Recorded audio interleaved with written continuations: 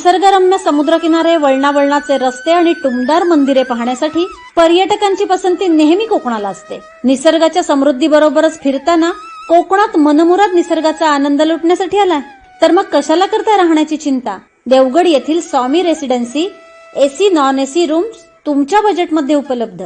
संपर्क 917511 0202 942114 5424 8600 730700. मग कसला विचार करताय? येताय ना देवगड येथील स्वामी रेसिडेन्सीला भेट द्यायला. सिंधुदुर्ग जिल्ह्यासह इतर जिल्ह्यातील ताज्या घडामोडी पाहण्यासाठी सिंधुदुर्ग 24 तासला सबस्क्राईब करा आणि बेल आयकॉनवर क्लिक करा. सिंधुदुर्ग 24 तास सदैव तुमच्या सोबत. पुढील बातमी पाहणार आहोत विस्ताराने. महायुतीचे उमेदवार निरंजन डावखरे असल्याचं पक्षाकडून सांगतील. बाकी कोणाचे कोण आहेत याची माहिती माझ्याजवळ नाही. एक्झिट पोलकडे मी पाहत नाही. गेली 5-50 वर्ष राजकारणात घालवली. आमचे पण काही अंदाज आहेत.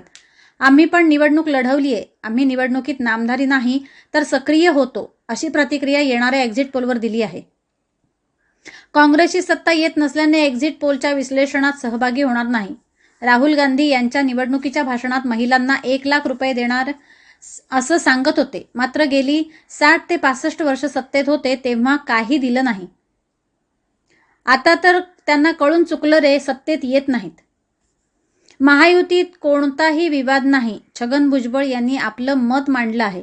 त्यांचे वरिष्ठ त्यांच्याशी बोलत आहेत. केंद्र सरकार शेतकऱ्यांच्या प्रश्नाकडे गांभीर्याने पाहत आहे.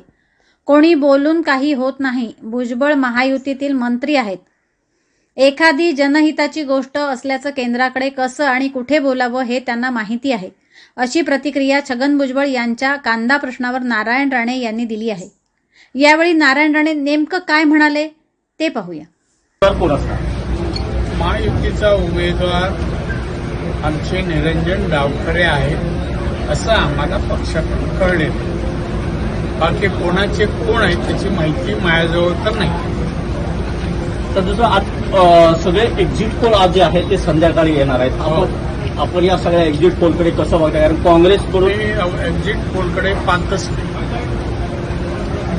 का. आमच्यावर काय अंदाज, राजकारणात एवढे 50 वर्ष घालवली, आमचे काय अंदाज आहे. आणि आम्ही निवडणूक लढवली आहे, नामदारी नाही, सक्रिय होतो आम्ही. एक्झिट पोलच्या चर्चेत काँग्रेसच्या कुठल्याही नेत्यांनी सहभागी होऊ नये असे काँग्रेसच्या वरिष्ठांकडून आदेश दिले गेले आहेत. कारण त्यांना माहिती आहे काँग्रेसची काय सत्ता येत नाही, त्यामुळे सहभागी होत नाही. राहुल गांधीच्या निवडणुकीमध्ये भाषणं बघा. कांग्रेस सत्ता पे आएगी, 1 लाख रुपये हर महिला को देंगे. एवढ्या वर्षात सत्ता होती त्यांची 60-65 वर्ष, तेव्हा दिलं नाही. अब देंगे.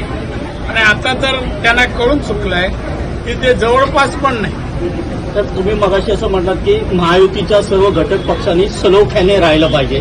अशा वेळेला छगन भुजबळांची जी विधानं येत आहेत ती महायुतीत कुठेतरी विवाद आहे असं दाखवणारी आहेत. विवाद नाही, असे विवादाचा प्रश्न नाही. त्यांनी आपलं मत बोललेत. आमचे वरिष्ठ त्यांच्याशी बोलत आहेत. पत्रकारांनी नोंद घ्यावं असं काही नाही, तो आपसातला आहे. नाही, जितेंद्र आव्हाडांना त्यांनी पाठीशी घातलं. त्याचबरोबर काल त्यांनी केंद्र सरकारवर असं म्हटलं की कांद्याच्या विषयात महाराष्ट्राच्या शेतकऱ्यांवर केंद्र सरकारने अन्याय केला आहे. तेव्हा केंद्र या विषयाकडे अतिशय, या शेतकऱ्यांच्या प्रश्नाकडे फार म्हणजे गांभीर्यपूर्वक पाहत आहे. कोणी बोलून का होत नाहीये.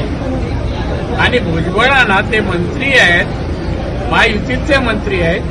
एखादी गोष्ट जनहिताची, लोकहिताची असेल तर केंद्राकडे कसं बोलावं, संपर्क कुठं कसा साधावा हे त्यांना माहिती आहे चांगलं. काल नितेश राणेंनी विजय वडेट्टीवारांवर टीका करताना असं म्हटलं होतं की 4 जून नंतर ते भाजपशी होतील.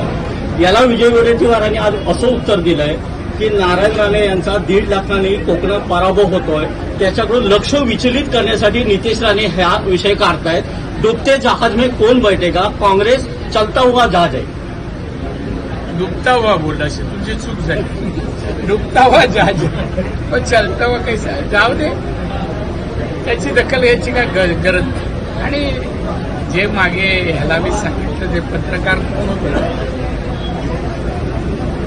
केसरकर, हे तुम्ही करताय TV9. दुसरं काही नसेल, आमच्या फेवरचं नसेल तर विचारू पण नका. नाही, मी तुम्हाला सांगतो सिरियसली, निवडणुकीत मी फार ऐकलं, बीजेपीत आहे म्हणून आपण सांगितलं, आमच्या पालकमंत्र्यांनी सहनशीलताचा प्रत्यय आणून दिला. हे जास्त वेळ मी टिकू शकत नाही, ते माझा स्वभाव नाही माझा. साहेब, शेवटचा प्रश्न. नाही, अजिबात नाही. तू विचारून नको, विचारायचं असेल तर आमच्या फेवर असेल तर विचार. 4 तारीखला गुलाल उद्या 4 तारखेला निकाल लागणार आहे. अशा वेळेला आपण कॅन्डिडेट आहात, खरंच धाकधूक वाटते की नेमकं काय? धाकधूक माझ्या आयुष्यात मी कशाचीच वाटत, कशाची वाटत. उत्सुकता कशाला? मी विजयी होणार आहे. आणि कुठल्याही निवडणुकीत जेव्हा आपण जातो तेव्हा ती मी जिंकणारच असं नाहीये.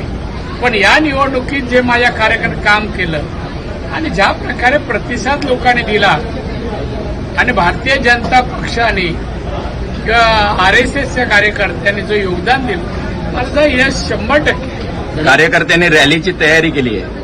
हो, गाड्या बिड्या सगळं काही, झेंडे विंडे सगळी तयारी आहे. फक्त पत्रकारांसाठी वेगळी एक गाडी ठेवली. आपला एक राजकीय अभ्यास म्हणून 48 पैकी किती जागा महाराष्ट्रात मिळतील? अभ्यासक असतो तरी ह्या वेळेला ही आकडेवारी देणं पक्षाला पोषक नाही, महायुतीला नाही. चांगली गोष्ट आहे, तर आम्ही चांगली लढत दिली. पण आज प्रत्येकाची वेगवेगळी आकडेवारी आहे. म्हणजे आमच्यामध्ये मतभेद विना दाखवायचे नाही कोणालाही. पण मी काय नो कॉमेंट्स. इंडिया आघाडीकडून असं सांगितलं गेलंय की 4 तारखेला इंडिया आघाडीचा माणूस आहे. 4 तारखेला निकाल लागल्यानंतर 48 तासात पंतप्रधानांचं नाव जाहीर करू. अरे होणार नाही की जाहीर. आमचे तर ठरलेलं आहे, 48 नाही.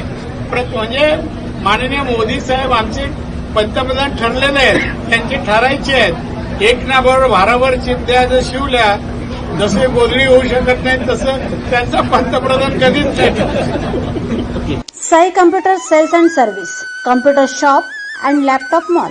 आमच्या सर्व्हिसेस नवे जुने कम्प्युटर, डेस्कटॉप, लॅपटॉप व प्रोजेक्टर विक्रीसाठी उपलब्ध व विक्रीनंतर सेवा. नवे जुने कम्प्युटर, डेस्कटॉप, लॅपटॉप रिपेअर करून मिळतील. CCTV कॅमेरा बसवणे, रिपेअर व वार्षिक तपासणी. लॅपटॉप, डेस्कटॉप व प्रोजेक्टर भाड्याने उपलब्ध. जुने नवे डेस्कटॉप, लॅपटॉप बायबॅक विकत घेऊ ॲज पर व्हॅल्युएशन. तसेच सर्व प्रकारच्या वायर व connector, antivirus, pen drive, keyboard, mouse, UPS सारख्या इतर वस्तू सुद्धा योग्य दरात उपलब्ध. ऍड्रेस मेस्त्रीचा room number 2, near royal bakery and Annapurna किराणा store, college road, Devgad. 416613. Mobile 74 20 03 62 66. WhatsApp number 74 20 03 62 66.